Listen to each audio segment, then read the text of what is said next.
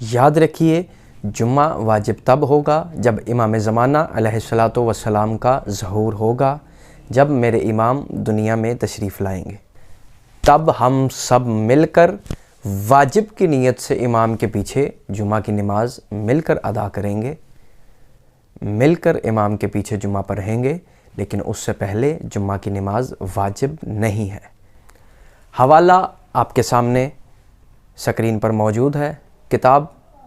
کسی تعارف کی محتاج نہیں، رائٹر علامہ باقر مجلسی، کتاب کا نام ہے بہار الانوار، جلد نمبر ہے اس کی 90 مومنین کی بھرپور فرمائش پر کتاب کا ریفرنس پیج بھی ساتھ لگایا جا رہا ہے، جس میں موجود ہے، صفحہ آپ کے سامنے سکرین پر موجود ہے، جس میں لکھا ہے صلاۃ العیدین فریضۃ واجبۃ مثل صلاۃ الیوم الجمعۃ، یعنی عید کی نمازیں، دونوں عید، عید الفطر اور عید الاضحیٰ، یہ دو نمازیں واجب فرض ہیں صلاۃ الجمعہ یعنی جمعے کے دن کی نماز کی طرح۔ اور آگے موجود ہے وَمَن لَمْ يَدْرِكْ مَعَ الْإِمَامِ رَكْعَةٌ فَلَا جُمْعَةَ لَهُ وَلَا عِيدُ لَهُ،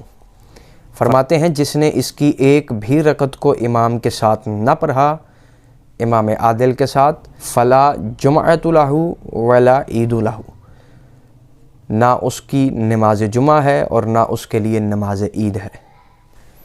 تو سامعین،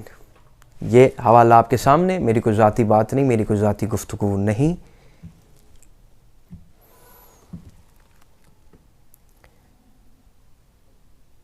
جمعہ پڑھنا واجب ہے، لیکن صرف اور صرف امام عادل کے پیچھے۔ اگر تو آپ ان کو امام عادل سمجھتے ہیں تو آپ خوشی سے ان کے پیچھے جمعہ پڑھیے، ہمیں کوئی اعتراض نہیں، نہ ہمیں کسی کے ساتھ ضد ہے اور نہ ہمیں ضد لگانے کی ضرورت ہے۔ اگر آپ